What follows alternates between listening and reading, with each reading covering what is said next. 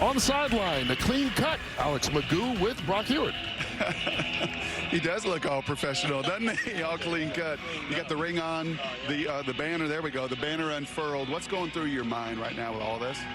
It's just surreal, you know, just seeing all my friends, all my old teammates. You know, I call them friends because we went through a lot of things together, and we went through a whole season, and you just learn who they are, and just to see them still out here doing what they do and what they love to do. Even though we're not on the same team anymore, I'm still here. I still feel like I'm a part of this team, and I just want them to feel my energy and feel my support. We talk all the time about a league of opportunity. You are proof, man. MVP, champion. You spend the year with the Packers. What did this league mean to you? Oh, it meant everything. You know, from being in the NFL before to not being wanted back, to being Zach Potter, to Coach Holtz drafting me first, to my first year here not really being the best, to then blowing up into the season I had last year and we had last year. You never know what's going to happen. You never know what's in front of you. So the work that you put in the offseason, the work that you've already put in, it just comes to light and it just comes to life at the randomest times. And you just have to make the most of every opportunity that you have. Oh, you sure did, man. Enjoy the night with all your friends. Thanks, Alex. All right, thanks, guys. You know, he's a prime example of what this league can do, and it's given Skip Holtz a chance to show people that he's more than a college coach. 2 consecutive championships as he gets ready to open up the home portion of his schedule. Memphis will be on offense first tonight. Chris Pruitt kicks it off, and here we go. Trey Williams. And bounces it inside across the 35-yard line. And this is where Case Cookus will get it started for Memphis. These guys have been sharp, Kurt, because of that guy on opening drives, their first 2 games going 16 plays in week 1, only getting a field goal, but 13 plays week 2, getting 7 points. These guys come out firing. Yeah, week 1, they held the ball for 10.5 minutes to start the game. Last week for 7.5. So long drives to start the first 2 games. We'll see how they do tonight. On the very first play, Cook is under pressure, and he's sacked. And that didn't take long at all. Jonathan Garvin getting the sack for this Stallions defense. Well, I'm shocked that this is how this play ends up. But watch, straight around the edge, right around their staple, a former 2-time All-USFL selection by Jerron Jones. I mean, that's their right tackle, and their heartbeat. They need him, man. That's a tough start, but a great start for Garvin and this Birmingham defense. This is what they have done, leading the league in sacks, and they can't get running right now either. This offensive line being manhandled. Dondre Tillman stopping Titus Swen. 2 negative plays in a row. This is not the way. John DeFilippo, the head coach for Memphis, and the coordinator drew it up. Now they're just going to have to be really smart here. Case Cookus has to understand there's so much at stake here. The home opener, all the emotion of this game. Let's not make a silly play and a bad drive worse. 3rd long. Whitey! What's that? Black Katie! Black Katie! Cookus running out of time, brought down again. And it's Jonathan Garvin again.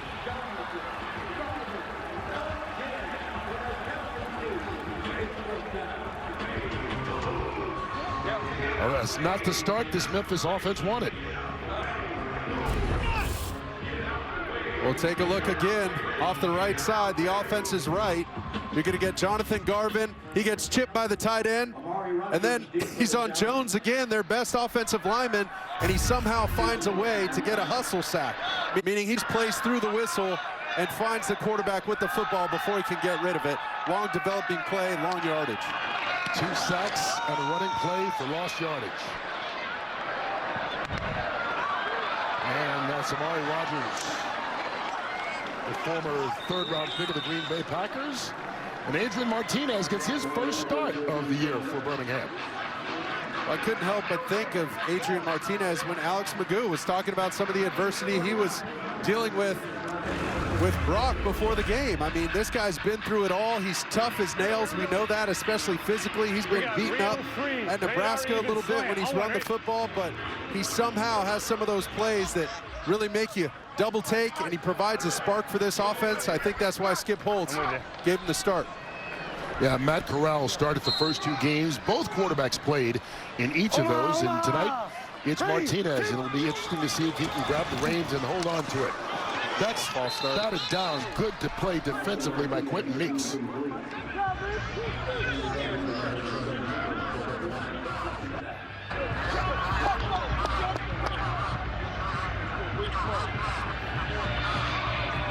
And that last sack, Cookus was a little slow getting up, and you can see they're looking at his left leg there on the sideline. Well, not what you want to see as a Showboats fan. They're already missing their starting running back, Darius Victor. He's been battling an ankle injury. Didn't see him in at all on that opening series, even though he is active tonight. Martinez, quick pass, and a little miscommunication with Rogers. Incomplete. Let's go Rose. Let's go Rose, Hack. Let's go Rose, Hack, Florida 37. Rose, Hack, Florida 37, dip. Rose, Hack, Florida 37, dip. Rose, Hack, Florida 37, dip. Owen, right? Dig. One advantage they have with Martinez in there versus Matt Corral is he can run. You heard Sternberger, he said, hey, what do I got? He said, you got the dig. When they exited the huddle. Here's Martinez over the middle, and it is to Sternberger. Across midfield, and it's good for the first down, Mark. Oh, buddy, I can't tell you how many times this happens on the professional level. I don't care if it's the UFL or the NFL, but you're going to see Sternberger get in here and run that dig that his quarterback told him. You got to remember, today's the test, and it's a group test. There's no secrets tonight, Kurt. You got to tell those guys if they don't know. That's awesome. 22 yards on the reception to Sternberger. Negative. Omaha. Ready, fit. He jumped. Flags come out. C.J. Marable on the run, but let's see what the penalty is. A referee tonight, Brian Banks. Number 99, defense. 5-yard penalty. It's still first down. You know, Brock Heward's down there on the sideline. Can you see what's going on with Case Cookus? Yeah, they worked on him. He was fine. Kind of look at the knee stability test. He got the A-OK, told coach he is fine. I'll say this too as well. DiFilippo came over, showing him the tape. It's one of the advantages of this league is right away you can look at that tape on both of those plays. Felt like he's got to get the ball out of his hands earlier. All right, after the penalty, C.J. Marable on first and short. And here's a look at the Birmingham offense.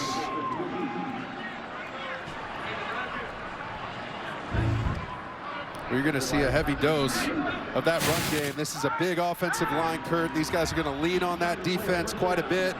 And it's Adrian Martinez's job to just distribute the ball. And most importantly, right there to C.J. Marable, number 11, the running back. One of their staples here in Birmingham, his 3rd year with the Stallions. And he's the one who gets this group running. Omaha. Ready, fit.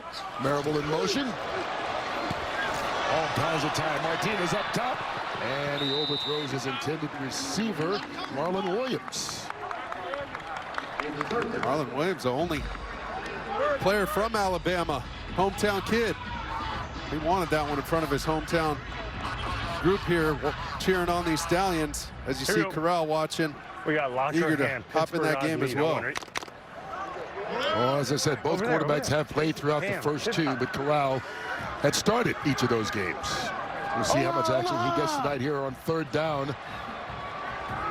Ready, fit.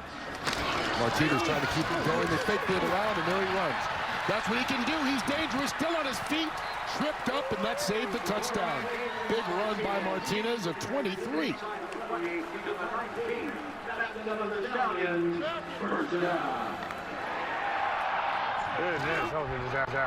But watch, they're just going to fake this fly sweep across from the gun, kind of like a jet sweep across here, and then they're going to get a guard to pull in front of Martinez, and it just turns into quarterback power. A little smoke and mirrors show everything running to the outside, and you see it from the referee cam right there, or the helmet cam, excuse me, of 42 Ferguson. But Adrian Martinez, that's part of his game, especially on 3rd and short. Here we go from the 19. Martinez keeping the play alive. Down the sideline, Marable got it. What a play by Martinez. It's only a 5-yard gain, but that's impressive. Well, that's huge. Watch this catch on the sideline. Should get his toes in there right at the end. You see all the turf dragging. We got left and controlling that football all the way through. Well done by Marable, providing an outlet for his quarterback and for Adrian Martinez to flush that interception from last week when he was on the move. Similar situation. Looks like he cleaned that up. There's Marable again out of the backfield. And he gains 6 yards. It'll be a first down for the Stallions. Regular T-bone. Report. T-bone. So T-bone, Washington, even. T-bone, Washington, even. How is that not a face mask? We got T-bone. How is that not a face mask? Spider-Man. So 1st and goal. They bring in the tight end in the backfield. They bring in a 6th offensive lineman as well. And this is Marable following ball the tight end and gets out to the 6-yard line. Well, we've seen that quite a bit. Sometimes it works for touchdowns, but it's their short yardage staple down near the goal line or short yardage situations. They love that T formation. Getting the tight end, Marcus Bowe, in there to block for Marable, whatever it takes. Just get guys and get bodies in front of 11 and let them run. So they were just short of the first down on the play before. That did make it official 1st and goal. Spider-Man. Ocean. 10th play of this drive. Marable hit in the backfield, doesn't get back to the line of scrimmage, courtesy of Dalen Mack. Okay. What do we got? 2nd and what? Here we go. Let's go. Laser full. Big Bills, 12. Laser full. Big Bills, 12. You mentioned laser full. Big Bills, Dalen 12. Mack. I mean, he's playing that 2-gap technique right in the middle of that defense. He's got to make stuff happen right in the interior, the big body in the middle. He's like a VW bug parked in there. Stallions with 2 tight ends. They have time, but it falls incomplete. Pass intended for Kevin Austin. All right, 3rd and goal. Okay. We go 11. Let's see if they get the QB on the run again. Give him a run-pass option potentially. Here we go. Let's go Leo Flow, Florida, 27 Zebra Hot. Leo Flow, Florida, 27 Zebra Hot. We got Leo Flow, Florida, 27 Zebra Skip, what are you looking for on this right here, bud? Zebra Hot, we've got a hot route over here, one-on-one, if they give it to us, and then otherwise we're working a 4-man game over to the left. Ocean. Let's see if they give it to him. Marable in motion. Looking, tipped. Oh, and caught for the touchdown. Deflected right into hands of Jay Sternberger.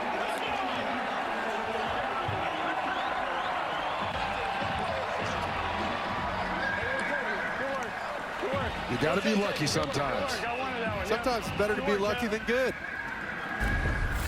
Shoot, we'll take it, but you saw him. He's going to take his eyes to the right and view 2 defenders right here, understanding they're doubling backside. Remember, Coach talked about that alert to the right.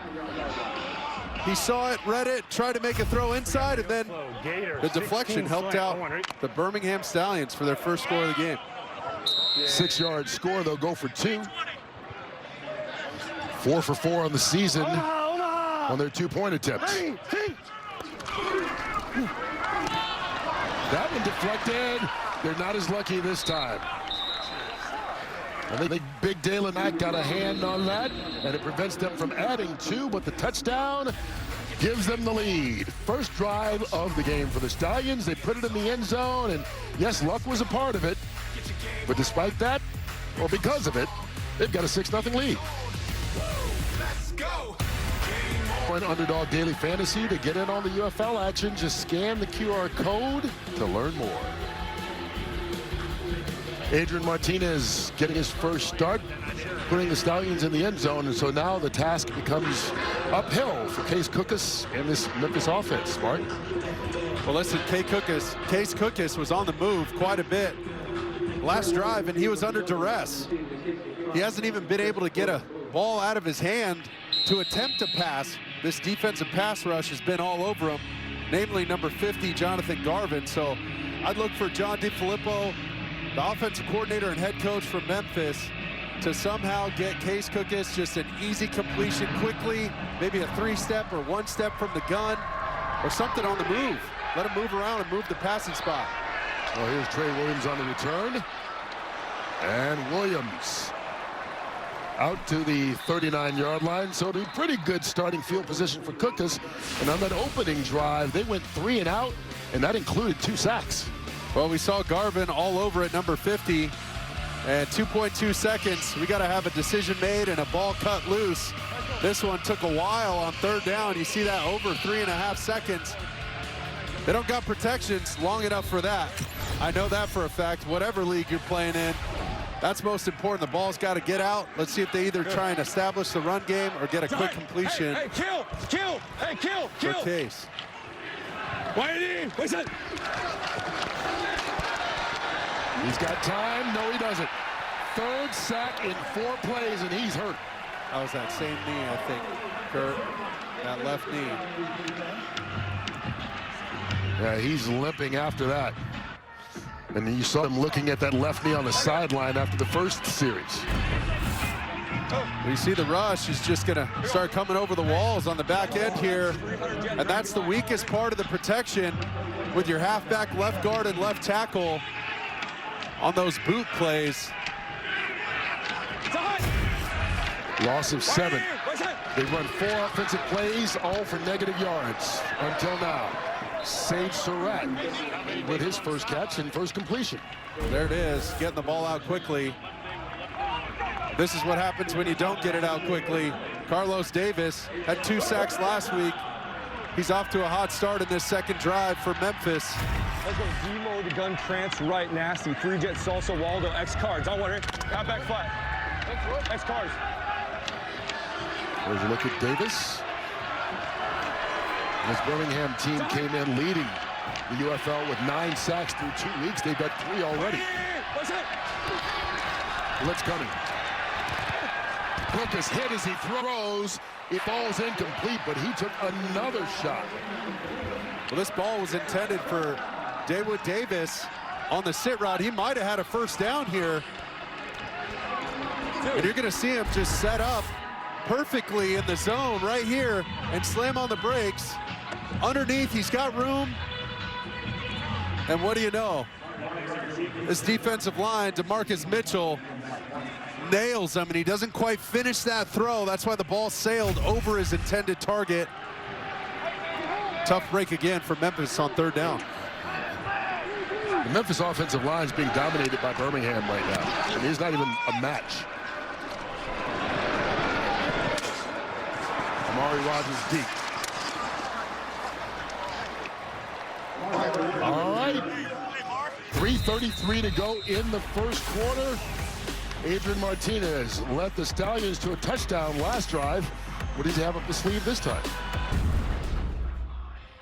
I thought you had the 16 right now. The first slant? Yeah, I mean, right now, but it seemed like you held it. I held it to hit the 2nd slant. That's what I was going. Oh, Jason, yeah. You'll see it, but the first guy, the first slant's wide open. It looked like it for me. I'll look at it on film, but it looked like it for me. Brock, we had a chance to see Adrian Martinez talking to Skip Holtz, and that's really Skip's strength, isn't it? Yeah. Yeah, it really is. We've talked about this now going on 3 years. It's why they're back-to-back champs. It's just his ability to get the best out of his quarterbacks. And I honestly think I saw Adrian a lot in college. This system in so many ways built for him. Run, pass, his ability to use his legs, and great communication there with the head man. Steps forward, completes that one out along the right side. There's Deion Kane with the reception. Well, this is kind of what he's done here. well, in the USFL, won a championship with Jamar Smith, going 9-1. And Alex Magoo was on that team, but he was the backup. The next year, Magoo was the starting quarterback, won a championship, and was the MVP. And so, you know, Mark, it seems as though Skip Holtz has the right touch no matter who the quarterback is. He sure does, and you can tell there's some hard coaching going on. And no feelings get hurt. These guys expect tough coaching and expect him to coach him every play. Oh, you lost the football. That doesn't help. Adrian Martinez on the run. Covered by the defense. And big John Atkins with the recovery. Oh boy, we're going to hear some tough coaching after that. Well, Malik Lawal punched it out.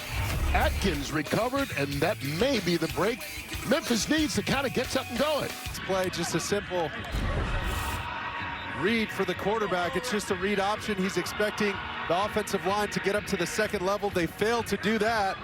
Here's the fake, and he's reading right off the edge. Roberts, number 9, all the way. Roberts kind of played in the middle. I could have seen Martinez give that ball. He decides to take it, and right there is the punch by the wall there. The stud out of Temecula, California, Tulane prospect who made it to the UFL and is making a name for himself, punching the football out. So the defense giving the offense a chance. Here on first down, that one's caught. Jonathan Adams down to the 35-yard line. Get of 6. Only the second positive play that Memphis has had all night. Well, you saw what they tried to do. They get back to old and reliable and Sage Surratt, and then once again with Jonathan Adams, he's their leading receiver this year, had a big one-on-one jump ball catch last week. They get to stuff that gets them comfortable and trying to get a little momentum off that turnover. Free play. Oh, they blow it dead. You hear Case, why? Yeah. He didn't touch him, though. He should let the play go. In case knew he would have had a free play. He wanted the free play. Okay, thank you. Okay. Neutral zone infraction. Number 94, defense. The 5-yard penalty results in a first down. There it is, just a quick head start. Well drawn by Lindstrom. Throwing a hand out there, trying to draw contact, just as he's coached up to do. But you saw Case Cook as he's fiery, man. He gets all worked up on game day and wants this thing bad. You can tell. Well, you can tell. I mean, obviously, he would have probably taken a shot at the end zone. They get the first down. Surratt, his second catch of the night, and on his birthday, he picks up positive yardage again. Hey, let's go deep left. Z-Jet. Past 95 Y rope. Deep left. Z-Jet past 95 Y rope.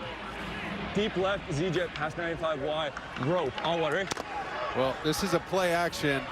He's going to be under center, turn his back to the defense. They've had problems with that, already given up 2 sacks on that. Let's see if this offensive line can hold up. Laney, what's it? With time and throwing over the right shoulder while David Davis was looking over the left. All right, third down. Well, this motion's going to scream across, and then he's going to end up running the wheel route. You're going to fake here and get the defense to suck up on the fake. You forget about David Davis, and Case Cookus just missed him. David Davis a little bit tight, in my opinion. I think Cookus was expecting him a little closer to the sideline.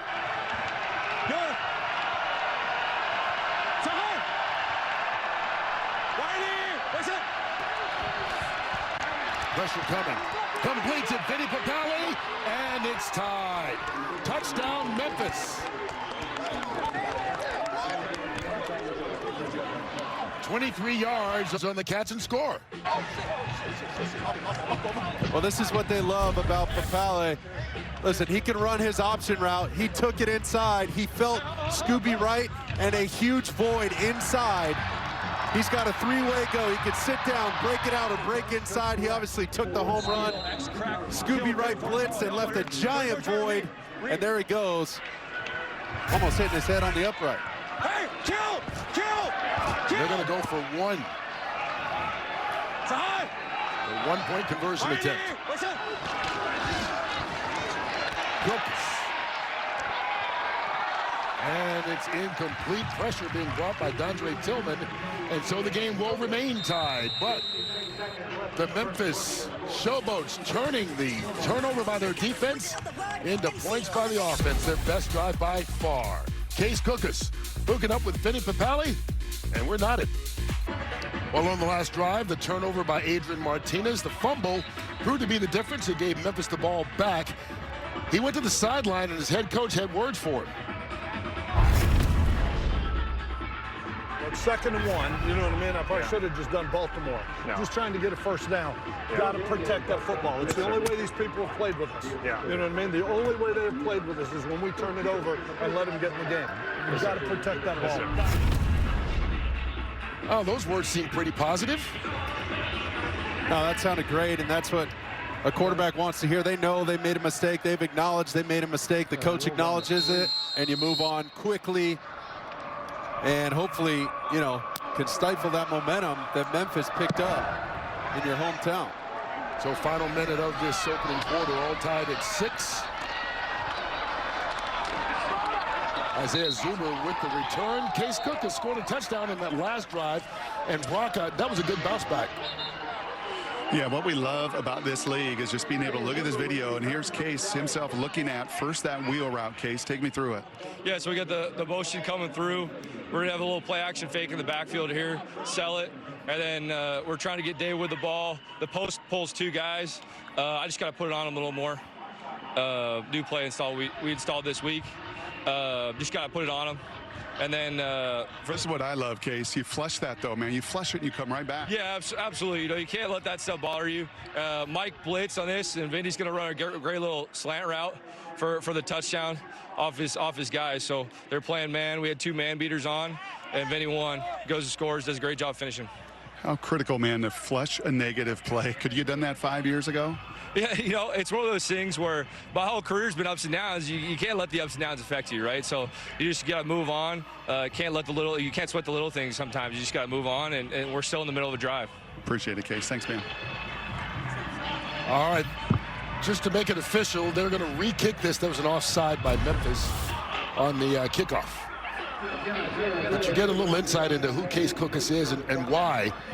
Not only has he been effective on the field, but the last 2 years with the Philadelphia Stars, one of the best players in the USFL, and has gotten a shot with a couple of NFL teams despite bad injuries throughout his career. Really, that's been the only thing, Mark, that's kind of held him back. Well, let's not forget, I mean, he had this very same Birmingham Stallions team on the ropes in the championship game 2 years ago in the USFL championship, and that's when he broke his leg.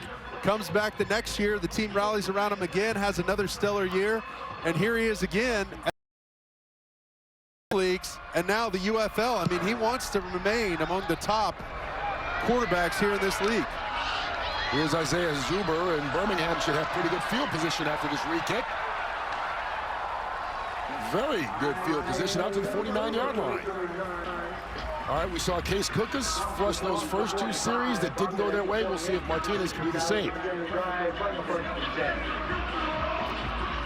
Well, he's been most effective on 3rd downs with some throws over the middle of the field, and then most importantly, his legs.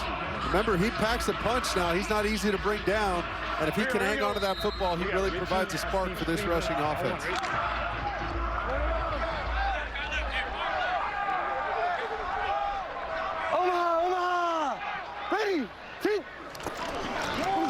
Ricky Person, his first carry. Cuts it up. Stays on his feet out across the 40. Still fighting down to the 42-yard line. Good block downfield by his tight end by Marcus Bow. 11 yards on that run. Well, that's the 1-2 punch they love at running back. Number 11, C.J. Marable, and then, of course, 23, Ricky Person Jr. in his 2nd year with the Birmingham Stallions. Scored a touchdown last week. I mean, this kid is a great changeup for this offense. And there's Marable on the sideline. And Skip Holt said that's what makes them. Both these guys have been in this offense back-to-back years. And so they don't have to think so much. They just play fast, and they're showing it. Martinez. Over the middle. Down the sideline. Touchdown, Birmingham. Marlon Williams with the score.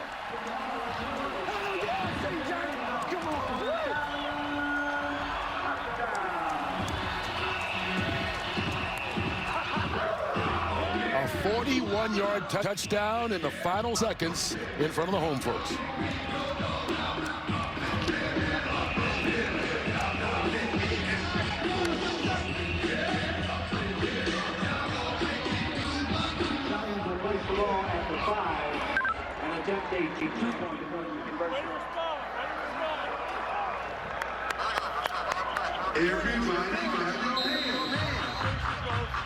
And that's Marlon Williams' first touchdown of the season. He missed all of last year, injured in the opening quarter of the opening game last season, tore his Achilles and was done for the year.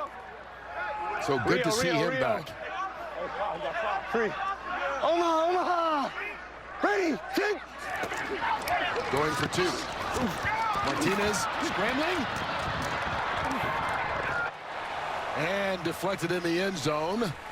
And so the touchdown will extend the lead to 6 points. They can't add the conversion, but Martinez does bounce back after fumbling on the previous series. And when they hold on to the ball, they're 2 for 2 as far as touchdowns go. They really are, and he gave this free safety a look to the right, a little pump to the right, and then he set up the wheel route to his left. He waited plenty of time. He was back there cooking steaks.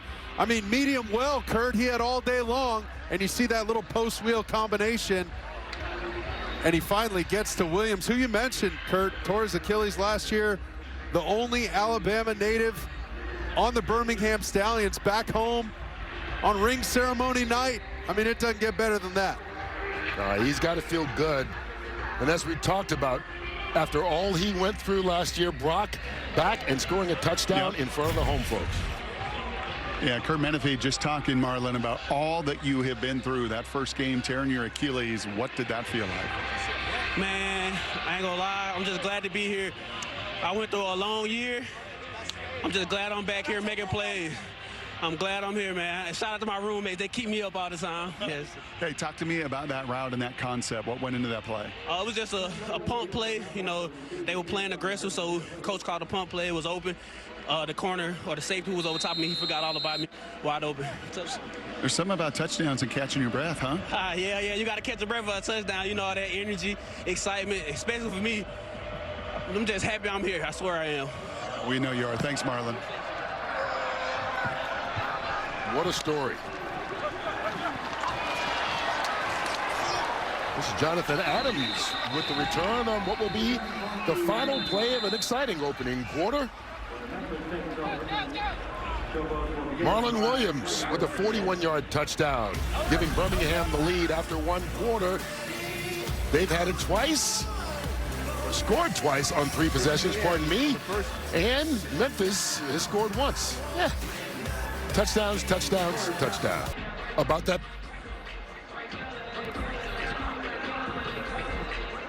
All right, back here in Birmingham, the hometown Stallions up 12-6 after one quarter.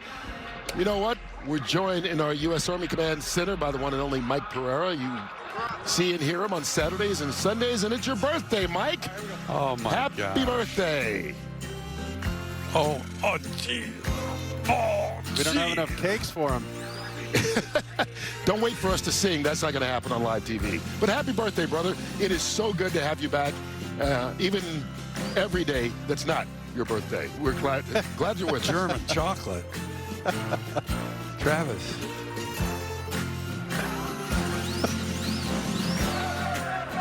Mike, you what good, a reaction by Mike Pereira. I don't know if he was stunned or what. Well, we're glad you're back. Happy birthday, I think. Maybe he doesn't want to be reminded. I don't know. Here's a big pass. It's taken by David Davis. He celebrated more than Mike did. Jeez.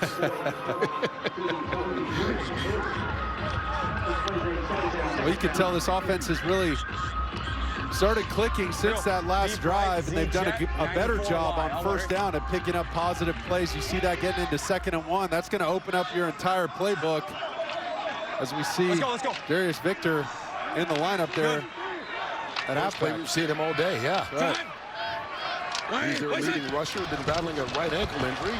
Set out the first quarter, and on his first carry, gets popped right at the line of scrimmage. Nowhere to go. Dondre Tillman with the stop. Dondre Tillman leads the Stallions defense.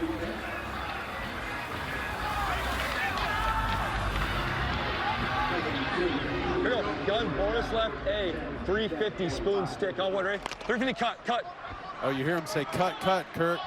Watch for some quick pass game. He said 350. Stick, more. That tells the offensive line the 3 in front of it, lets them know it's going to be 3-step timing. That ball's out quick.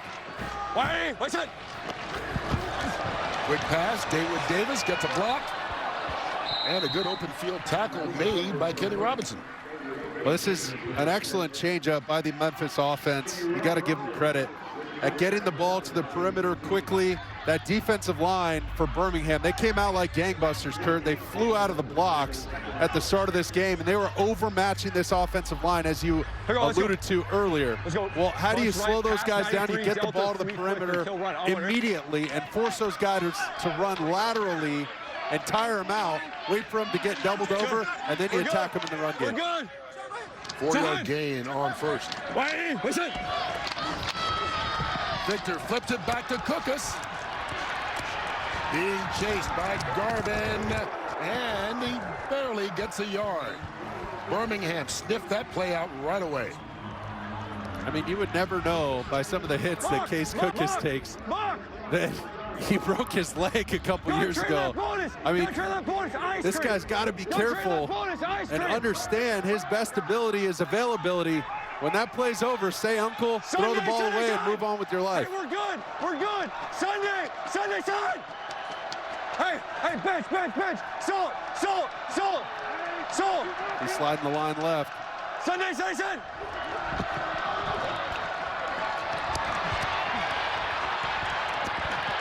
And he's pushed out by Tillman. Flag on the play, and lots of contact there on the left side of the line. Looked like. Let's see what the call is from Brian Banks.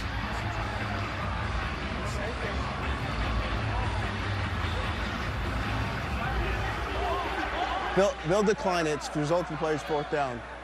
We've got holding. Holding. Number 88. Offense. That penalty's declined.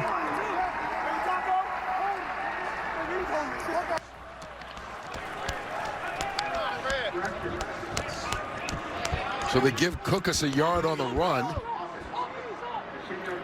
And Birmingham will decline it because it'll be fourth and third down. Well, if they declined it, it should be fourth down. Well, if they accept it, it's third down. They're in that no man's land. Correct. It should be You know fourth what I and mean? So 5. let's move them back. I think the officials just trying to straighten this out. Here. So gun trips right now. So now they're going to get a third and long, correct? Turn it off. Well, that means they accepted it, if that's the case. Yeah. 8-8. Mike? Zone. And then they said, no, they want to take the penalty. 3-guy salsa. So they are accepting the 10 yards. So they first Birmingham declined is. it, first the assumption by the referee was that they declined it, but they accepted Okay, so they took the penalty. It'll be third long instead. Cookus stepping up. Caught Jonathan Adams in traffic. What a catch despite the big hits. And that is a Memphis first down. Wow. 16 yards. Talk about hanging in there. Huddle! Well, this is just a big in route. You're going to see Jonathan Adams come screaming into your vision from left to right. Big number 12 back there. And the safety should be all over that, especially on a third and long situation like that. Understanding how to play the sticks at 15 yards deep.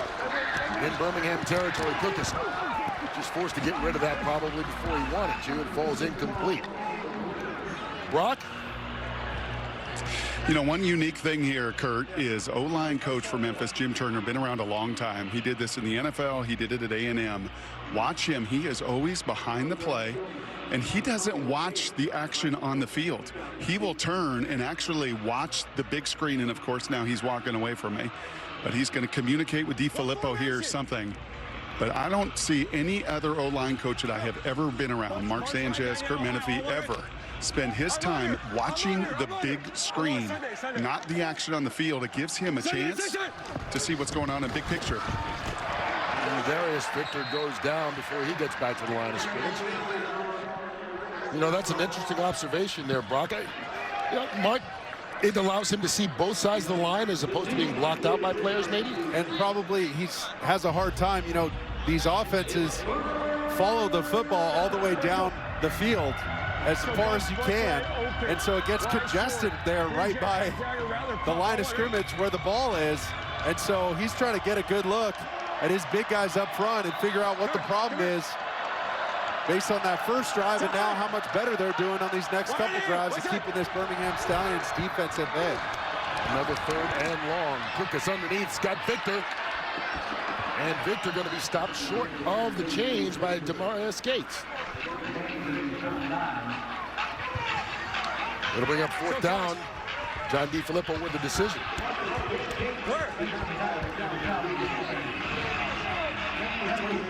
Let's see how aggressive coach wants to get. Well, they're sending the kicking unit out onto the field. Matt Coughlin. 72 and 75 are reporting as eligible. 72 and 75 are reporting as eligible. This will be a 57-yard attempt. Ooh, baby. Exactly. Hope you warmed up. His long so far in the young season, 51 yards. All-time leading scorer in the history of Michigan State football. The ball is down, right down the middle. And just like that, no problem. 57 yards by Matt Coughlin. And I tell you what, Memphis got off to a horrible start on their first 2 drives, but they put it together and made it a 3-point game. So come and skate with me, just a rebel looking for a place to be. So let's kick. For which game you'll get in your area. Adrian Martinez has led the Birmingham Stallions to a couple of touchdowns. They hold on to the lead 12-9 here in the second quarter of this home opener for the Stallions. Just over 9 minutes left to play. And, you know, Adrian Martinez has been splitting the duties with Matt Corral all season long through the first 2 games. Corral started, Martinez coming off the bench. Martinez got the start tonight. And here's a little trick play on the return. What a hit. That was Christian McFarland, the former Stallion, laying out Isaiah Zuber.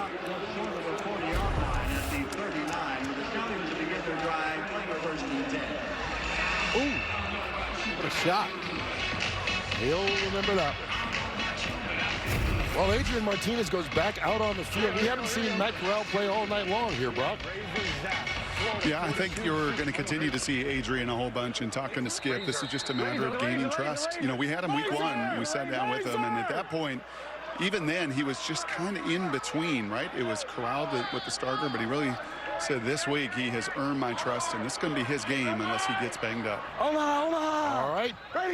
So far, so good. Other than the 1 fumble. Completes this out to Jay Sternberger. There's a flag on the play after the 8-yard pickup. I literally went like this. See if it stands. Illegal shift. What? I went like this. Okay. All right. Yeah. Well, the outside receiver. Illegal shift. Offense. Not 11. All 11 players were set prior to the snap. 5-yard penalty.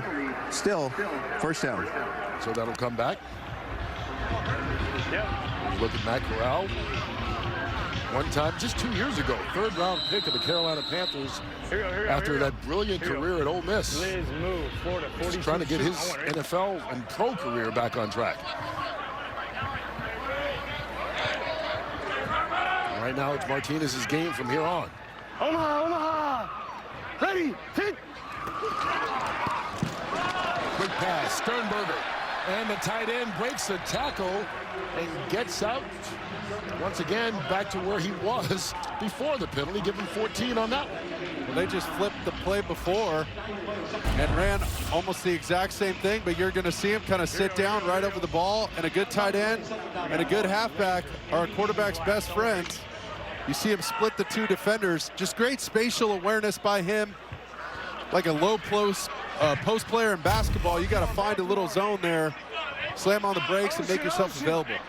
Yeah, Sternberger, another former third-rounder of the Green Bay Packers. Ricky Person lowers his shoulder. Oh, boy, he's delivering it instead of taking it on that running back spot. Ran right over Jeray Elder and picks up a first down. 7 yards on the run. Wow. Well, watch the momentum of Ricky Person Jr. He's going to take this thing from left to right, and he's not going to slow down. He's going to brace for impact. Generally, the low man wins, but not today, according to Ricky Person. Ooh, Elder felt that one. Pop back up, you see him try and punch out the ball. Ricky Person packs a punch, man. Second year out of NC State. Out of the backfield, Person makes a move, and Ricky Person becoming the guy here. Okay. Here we go. Razor with an R. Razor. Hey, Razor with an R. Razor, Texas even. Razor, even. Here you go. We got Razor, Texas even, on the ready, right? Spider-Man.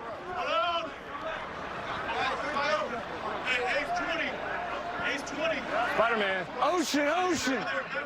Hey. Person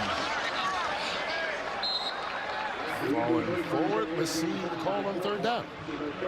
That's that Toledo play. They call it Texas. 3rd and 2. Tackle pull. Let's go Kodak. Oh, they're going to go up to the line of scrimmage, take a picture of the defense. Kodak film, Kodak cameras. Watch him take a picture. And he's going to look back and get the call, Kurt. Ferrari. Hey! The pitch out to Person.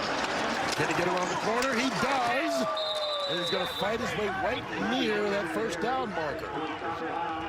We heard him say Ferrari. You knew something fast was coming, and it's just a quick pitch to the edge. Let's see if he gets it with the first down cam. That's close. Quentin Meeks tried to push him back. Here's the official measurement via through line, and he got enough. Just across the line to gain. Flow. So the first down, Birmingham. Play clock winding down. Martinez calm, but he threw it behind Sternberger. This is similar to that play he hit earlier on a third down, that basic in route or dig route by the tight end, Sternberger, who's quickly becoming his favorite target with 4, leading the Birmingham Stallions as a team. But he just missed that front left toe a little bit behind him, and consequently the ball went behind him. Here you go. Rob, for the Gemini turn on one, right? Yes, man. Omaha! Ready, sit! Wide open is Deion Kane. And that is another Stallion first down, Brock. Yeah, you know what, Kurt, jumps out field level here is this is the #1 team in the league in rushing.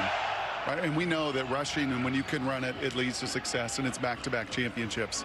But look at, Mark, all the different things they do, right? You got quick pitch, you got QB run, you got power. You just have so many different looks that so many of the other teams in this league don't do. And it's a credit to Skip and what, you know, a two-dimensional quarterback is capable of doing in the run game. It really is a multiple attack. Martinez jumped in the air. It was like one of those Tebow throws. He kind of jumped in the air. Didn't necessarily need to, and it falls incomplete. Well, I think he was eager to get out of the pocket, and he could have just stayed right in there. His time clock kind of went off in his head, and it felt like, I got to get out of here, but he had plenty of time. That's part of the adjustment of a new system, part of the adjustment of becoming a pocket passer as opposed to a guy who throws the ball occasionally but really is a run threat. And he's still going through that transition right now. But you could tell he's thinking this game, and Skip Holtz is trying to put him in advantageous situations. What's coming? Quick pass, Martinez caught. And breaking the tackle, Benjamin Victor with a big gain for Birmingham. And here we go again, 16 on that one. Watch the route. It's just a little slant or quick post route on the outside, a 3-step slant. Look at that 45-degree angle, exactly what you want. And this ball's cut loose before Victor even gets his eyes back to the quarterback. And for good reason, because the cornerback was all over that. TJ Green wanted a piece of that football. Victor cut him off with his body. And Adrian Martinez dotted him with the football. The former Ohio State Buckeye makes it 1st and goal. A handoff taken by Person, spinning his way down to the 8-yard line. Play, what the hell? Come on. Here we go. Let's go Rambo. Here we go. Let's go Rambo. Rambo. Let's go Colts odd. Let's go Colts odd, shell tied. Rambo, Colts odd, shell tied. We got Colts odd, shell tied. Colts odd, shell tied. I want it. What? Birmingham approaching 7 minutes on this drive. Hey, Indy odd. Ocean, 11th play. Same thing for you. Same thing for you. Ready, hit. Person down to the 5. You see some of that call getting mixed up there, a little bit of miscommunication between Indy versus Colts, probably a similar type play there, Kurt. So Memphis uses the timeout. 2:19 left to go. Birmingham knocking on the door, trying to extend the lead. They're at Protective Stadium, where they put up back-to-back championships. There's Alex Magoo, who was the MVP of the league last year, now with the Green Bay Packers after leading the Stallions to the championship. Back-to-back. There's another guy, Scooby Wright, heart and soul, really, of this defensive unit, and a fan favorite in Birmingham. I love Scooby See Wright. if Adrian Martinez can lead them to a touchdown here. Ocean. Ready, hit. Brings it down, uses his feet, and caught from behind. Good tackle made by Jordan Peterson. Or excuse me, Jordan Ferguson. My bad. Here we go, 4th down. They got the warning to think about whether they want to go for it or not. Lots to think about. We've seen lots of scoring so far. 2 minutes to go here in the first half. 2 minutes to go here in the first half. Birmingham up 12-9 over the Memphis Showboats, and trying to add to that. Number 96, 58, and 73 are all reporting as eligible. 96, 58, so this will and be Chris 73. Blewett here to set it up. Try and take the lead back to 6.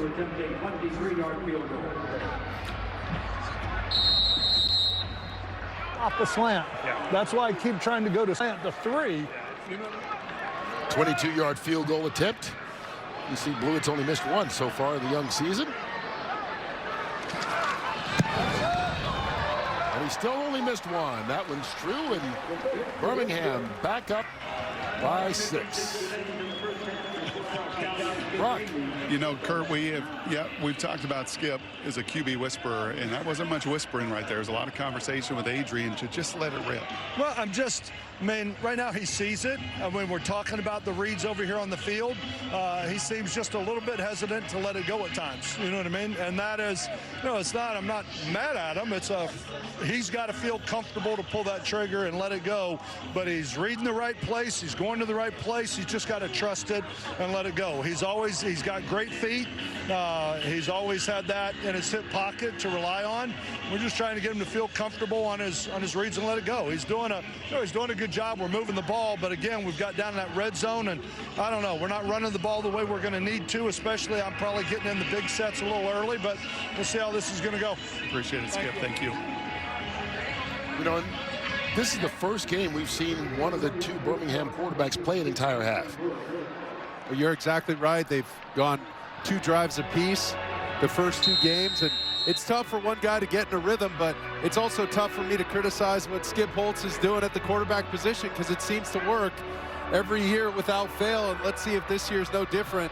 He's got a championship-winning quarterback on his roster, and he's the 3. So, I mean, I don't know what to say. He's just trying to get guys ready to play. J.R. Smith has been his quarterback the first 2 seasons here. All right, 1:50 left to go. 2 timeouts for Case Cookus and the Memphis Showboats. And in the USFL, I tell you what, he has been the man. But that's how he was in college, coming out of Northern Arizona. And with the Philadelphia Stars, over the 2 seasons of the USFL, he was the #1 quarterback in all those stats. And really, the last 2 drives, he's turned things around. You see those numbers right there. The first 2 and last 2 drives. What's it?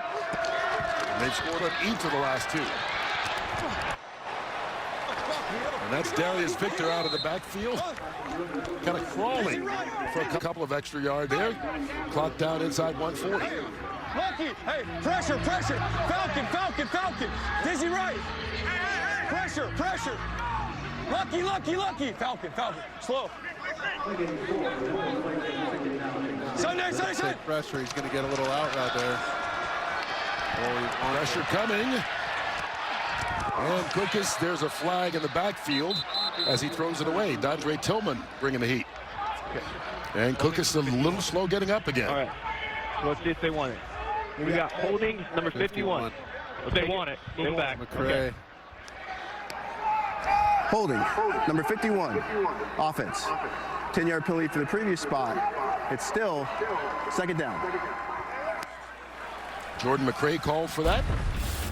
Well, McCray in at right guard for Jordan Lindstrom, or Alex Lindstrom, excuse me. There's the hold right there. Pulling on him right next to the quarterback.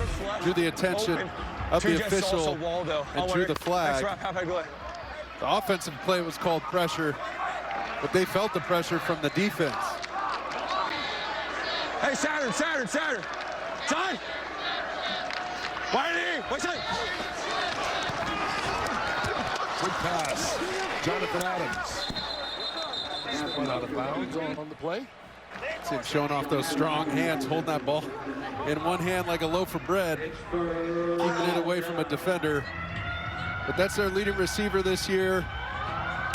And him and David Davis have to make something happen here on this drive if they want to get some points. Go.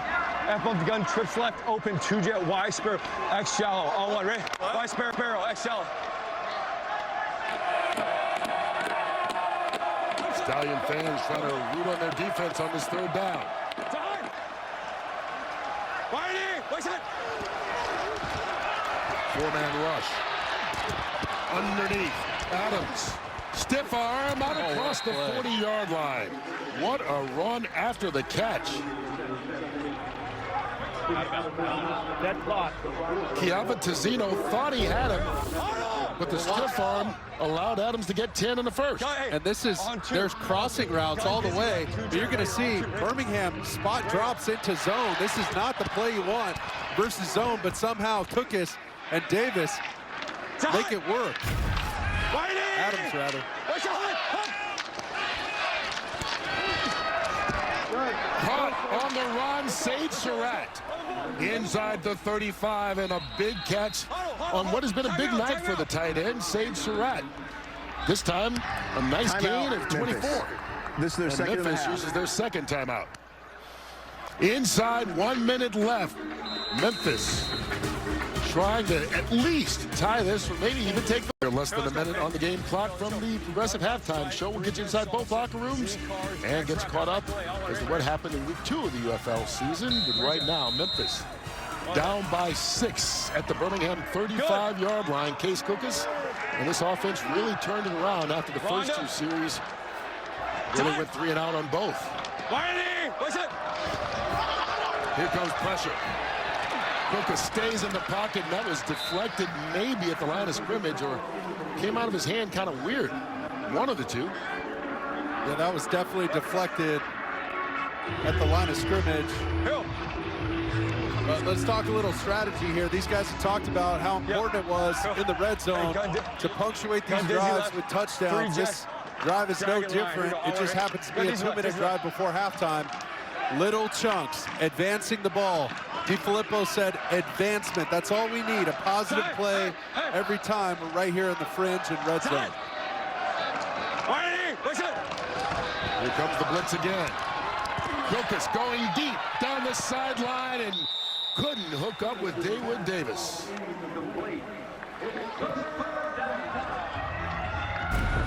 Well, let's not forget inside, John DeFilippo said when they get into their odd front, they're going to bring a ton of different looks. Right here, it was just a little cross dog, field cross dog out of their odd looks. They played it against this scheme 3 times last year, so they knew these odd looks would potentially cause a problem up front. The quarterback, center, running back, all have to be on the same page to block this up. DeFilippo knows they missed one there. Cookus stays in the pocket. There's no flags there. There's a late flag coming out. I mean, Lee Morris Neville Clark on the defense against Lee Morris. Yeah, Clark Open up your mic. nailed it before that ball showed up. Okay, what do we got? 14, DP out. We have pass interference. Spot foul. Number 14, correct? That is Neville Clark they're talking about. Pass interference, number 14, defense. The ball he placed in the spot of the foul, automatic, first down. Well, that's the matchup on the outside. Morris and Clark Dolphin right, classy. on a quick little slant. You see at the catch point, Clark tries to make his presence felt, but he does it a little too soon. Cookus and Morris get away with one. Clark knows he let him off the hook. So they get 12 yards on the penalty. Cookus keeps the play alive, and along the sideline, Vinny Papali makes the catch. Clark hit him hard. It takes us down inside 30 seconds. What a catch. Ricky, Stag. What are you going in here with, Flip? Stag. Double stick dragging here. Double stick dragging. Two high working. This double stick up top. Single high working down here. Send. Cookus looking up top. Couldn't get enough on that for Papali, incomplete. I'm going to be ready to bang it this next time out. Here we go. Hey, do I take a shot at the end zone here, Doug? Okay, here we go. Hey, gun dizzy left, 3-jet Raider. Gun dizzy left, 3-jet Raider. Here we go. And on Raider, what are we looking Four at? verts with a single high. He's going to throw a hinge on the outside. 2 high. He's going to run a bender. 2-jet Raider on 2, right? Dizzy left. Translate, Mark. He's going 4 verticals. You're going to get some benders on the inside here, and then potentially a hinge route on the outside. Looking for it. And he throws it out of bounds. Big 4th down here. Decision time. Down by 6. They decide to send the field goal unit out onto the field. Right call, Mark? I think it's the right call to kick now. I was just a little shocked at trying to take that shot on 3rd and 3 with the timeout in your back pocket. Plenty of time to get a new set of downs, try and exhaust those 3 downs, and then on 4th down make a decision potentially. At least try to squeeze out a couple more plays. Kicked a 57-yard field goal, adds that one from 34 yards out, and it's back to a 3-point game with 14 kicks to go here in the first half.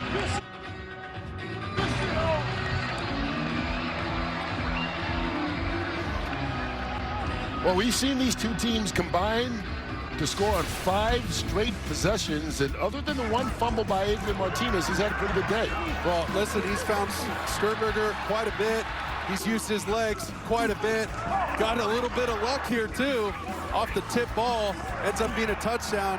Has yet to turn the ball over through the air, but he did have that one crucial fumble that seemed to be the alarm clock for Memphis and wake their team up.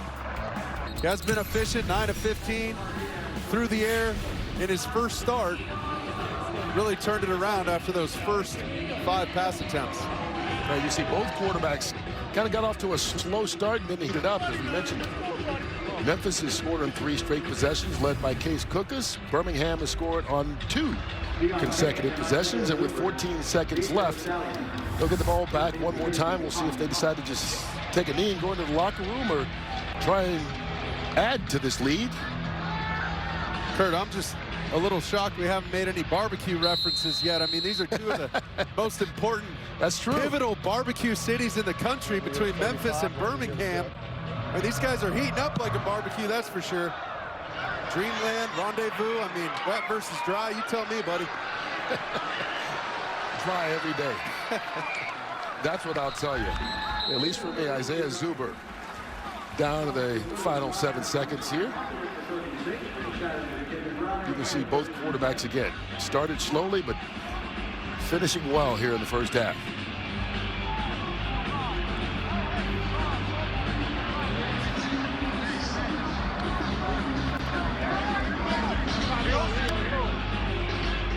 If you're Birmingham, 7 seconds left. Hey, I'm going to point try anything, you just take a knee here. Florida 48. I want it. I think he's just going to run potentially like a quarterback run or something quick.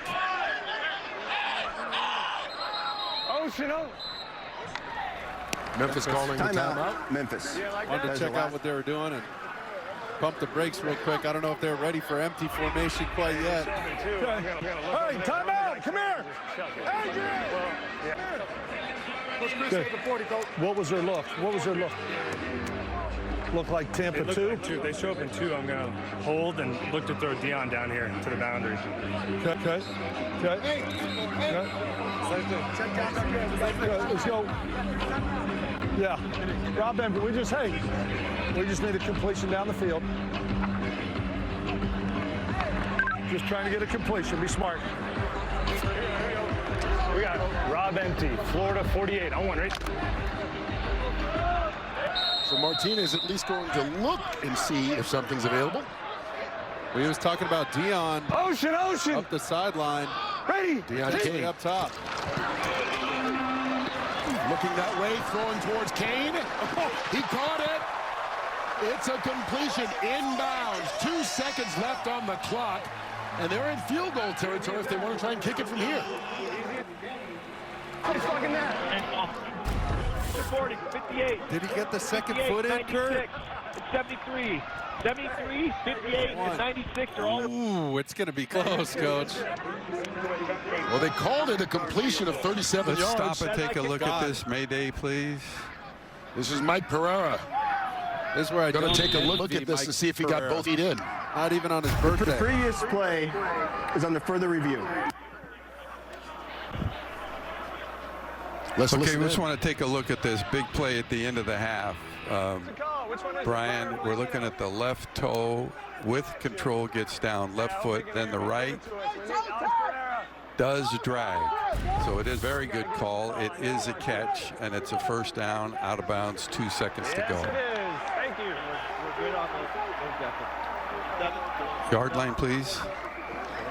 Yard line. I love it. It is the 28th. 28. After review, the ruling on the field of a completed pass is confirmed. It'll be 1st and 10, Birmingham at the 28-yard line. All right, so it's a 36-yard reception. Wow. You heard Martinez said, I'm going to see if Kane is open on the sideline. He was. And they get a big play that's going to give them a chance at points here again. This is from 46 yards away by Chris Blewett. And so they get the ball back on offense with 7 ticks remaining, and they're still going to score if this goes through.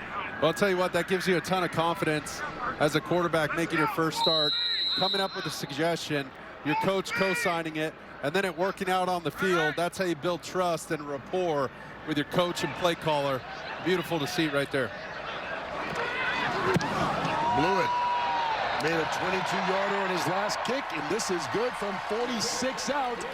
And the lead is 18-12. Adrian Martinez leading the Stallions into the locker room on top, and they get the ball to start the second half.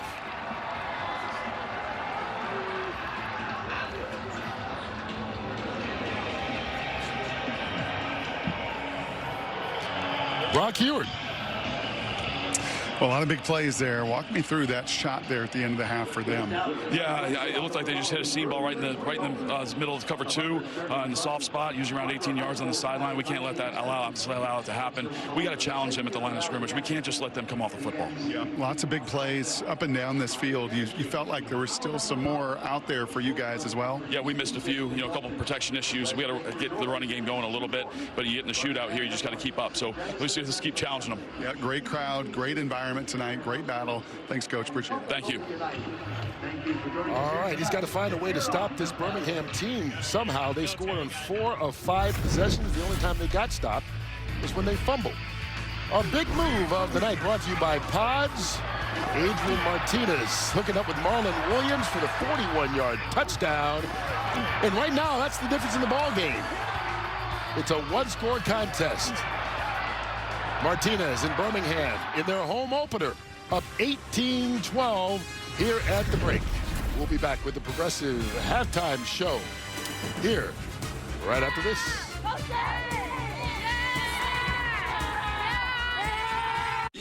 Next Saturday on Fox. 18-12, the hometown Birmingham Stallions on top of Memphis here at halftime of week 3 in the UFL. Each team has scored the last 3 times they touched the ball. And you know what, Mark, Birmingham got the ball back with 7 seconds left to go in the first half. Their quarterback, Adrian Martinez, told his head coach, I want to look and maybe take a shot, and that proved to be the right decision. Well, he wanted to take a shot to number 8 up the sideline. Dion looked like 2. It looked like 2. They show up in 2. I'm going to hold and look to throw Dion down here to the boundary. Okay. And watch that. He set right up the boundary. Dion Kane had to tightrope the sidelines. Adrian Martinez was holding the safety inside, number 24, Elder, with his eyes.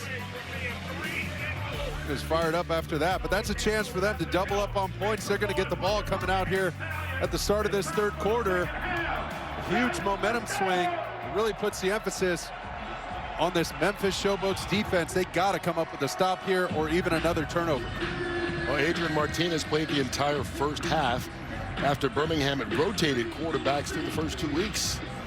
And you heard Skip Holtz tell our Brock Hewitt on the sideline that this is Martinez's for the rest of the game unless something unexpected happens. And you could see another thing, Mark, that Skip Holtz said to Brock, and we can bring Brock in on this as well, was that, you know what, Martinez, he wanted him to gain a little bit of confidence and take some shots. He really did that during that final play, Brock. Yeah, he sure did. You told us about cutting it loose. Adrian telling you they got cover 2. I'm going to hold him and put it in the hole. Kind of nailed it there before. No, he really did a great job on that last play. I mean, and they came out. I thought they were calling a timeout. We went to empty. They were going to give us something different. And they came out the same thing. And I thought Adrian did a great job of executing it. He's doing a lot of good things. You know, he's doing a lot of good things. We just gotta keep being decisive with our decisions. And if he does that, he'll be fine. Well, I know you got about 7 seconds. Go call a play. Thanks, Skip. Yep. Decisive with their decisions. That's what he wants. Well, Martinez was there at the end of the first half. Overall, 10 of 16, 164 yards, 2 touchdown passes. Case Cookers right now can only watch and hope his defense can keep it within a one-score game. Well, that's going to be imperative. This offense got better as the half went on. Oh, they sure got better, but it's going to be imperative for this Memphis defense to throttle this Birmingham Stallion offense. And don't be surprised if you see this Stallion offense start to morph a little bit into their run game staple and get back to their stable of backs with C.J. Marable and Ricky Person Jr. I would not be shocked if they try and dominate like they have the last couple of years up front with their run game to start this half. Well, that's what they've done so far. Again, this is just the 3rd game of the season, but they average 166 yards a game rushing, and that's about double anybody else in the league. #1 offense, #1 scoring offense, and all of that coming to fruition there in the first half. Isaiah Zuber gets the third quarter started, and he returns it out to about the 31-yard line, and that's where Mr. Martinez will take over after a strong first half.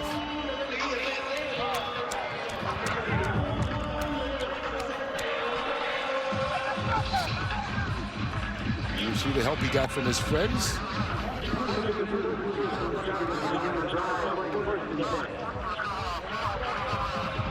Here we go. Razor, Florida, 41 roller. I want it. I got the drag. Yep.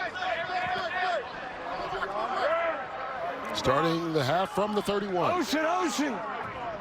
Ready, hit. Martinez. Keeping the play alive along the sideline. Caught. Was he in bounds? Deion Kane again. Walking the tightrope and getting the reception. That's 2 in a row to Kane, and 2 in a row.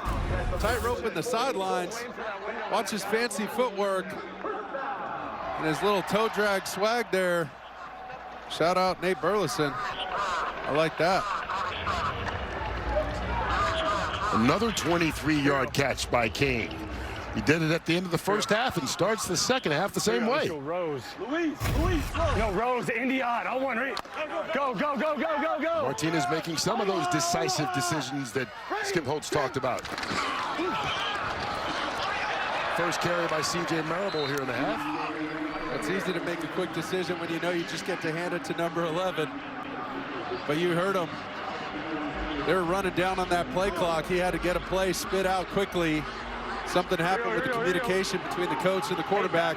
Martinez had to take over. Razor. He's even on Batman, right? Razor. That's what I said.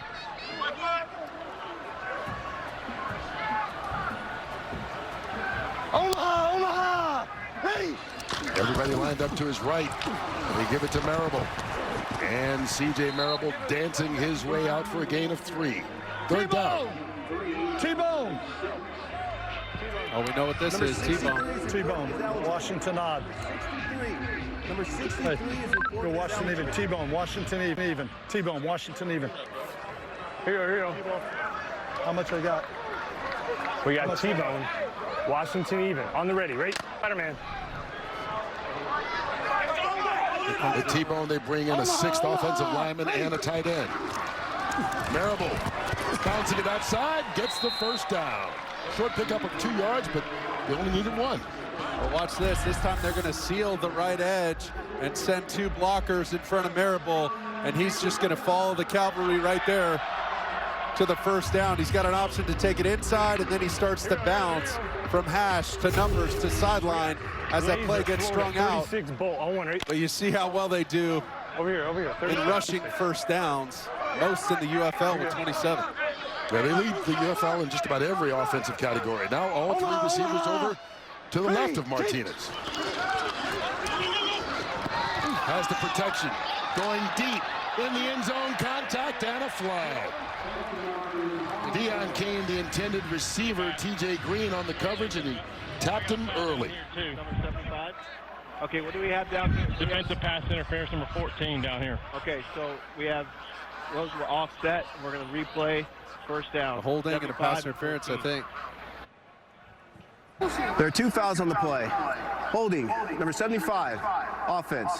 Pass interference, number 14, defense. Those penalties offset. We'll replay first down. And the left tackle, Christian DeLauro, call for holding will negate that pass interference. We see him number 75 on the left side. It's really just taking him down to the ground with your own momentum, falling down, and then here's the interference. Plain as day, offsetting penalties, and we're back to 1st and 10. Green breathing a sigh of relief after that one. Ocean. Ready, hit. Hand off to Marable. No gain on the play, actually caught in the backfield by Vontae Diggs. China.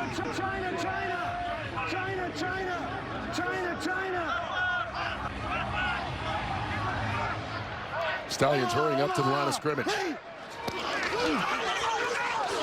pick up the blitz, but not for long.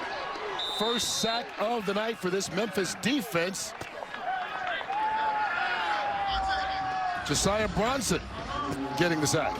Well, for Memphis's defense, they knew they had to come out and make something happen up front. Watch the stunt game by the defensive line and Vontae Diggs using their games up front to try and free up rushers and then get one-on-ones on the backside. They just drew a holding off number 75, Delario, and they came right back at him. I mean, this is an excellent job by this Memphis defense, coached by Carnell Lake, the former Pittsburgh Steeler great, number 37. And that pass thrown short, intended for Kane. And this Memphis defense going to come up with a stop. Well, they were clearly on different pages there. There's Carnell Lake. Woo! That's a legend now when you're talking players for Pittsburgh. Coach Troy Polamalu coached Pittsburgh right after he was done playing, but he wasn't afraid to hit you from that strong safety position, wearing that number 37. And he's really using that same kind of defense that Dick LeBeau installed way back when for the Steelers. But he's got the big nose tackle in Dalen Mack. He puts pressure on his outside linebackers, on Roberts, on Ferguson, and Reeves to get pressure on the quarterback in nickel situations. Those guys have a tough job every week. That was the first punt of the night for Birmingham.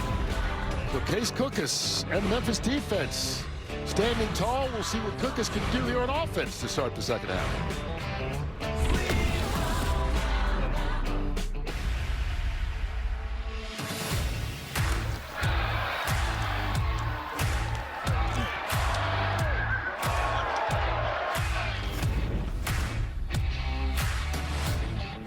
And that was tonight's game flow, brought to you by Progressive.